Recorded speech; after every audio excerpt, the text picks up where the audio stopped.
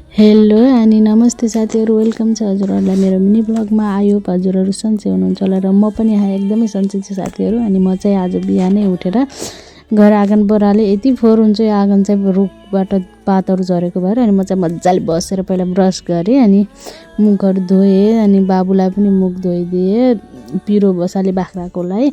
अनि बाख्रा बान्नको लागि बाहिर निकालेँ मैले चाहिँ। अनि दुईवटै फिल्टरमा पानी हालिदिएँ मैले चाहिँ, साथीहरू हेर्न सक्नुहुन्छ।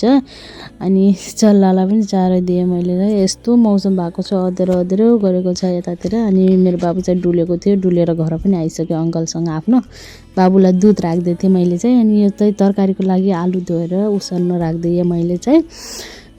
आलु र साग बनाउने हो नि त आज, त्यही भएर साग मम्मीले टिपेर ल्याउनु भयो। अनि आगो बालेर भात पनि बसालिदिएँ मैले चाहिँ। अनि पाकेर पनि रेडी भइसक्यो। अनि हामीले चाहिँ गम पहिला भात खाएँ मजाले, यति मिठो भएको थियो साग र आलुको तरकारी। अनि खाना खाइसकेपछि त भाँडा धुनै पऱ्यो। मेरो चप्पलमा ध्यान नगर्नु होला साथीहरू, यो चाहिँ मेरो बुढाको चप्पल भएर होला सायद, मलाई चाहिँ यस्तो मनपर्छ, छोड्नै मन लाग्दैन। अनि के म खाँदै काम गर्दै म चाहिँ यति राम्रो मौसम गरिरहेको थियो, म त नाचिरहेको छु हेर्न सक्नुहुन्छ। अनि म चाहिँ त्यति नाचेर सकेर चाहिँ अनि ग्यास सफा गर्न आएँ। अनि भान्साहरूलाई पनि बरालेर सफा गराएँ मैले चाहिँ। अनि सब सामानहरू ठगाने, त्यसपछि बाहिर निस्केको त घाम लागेको रहेछ फेरि।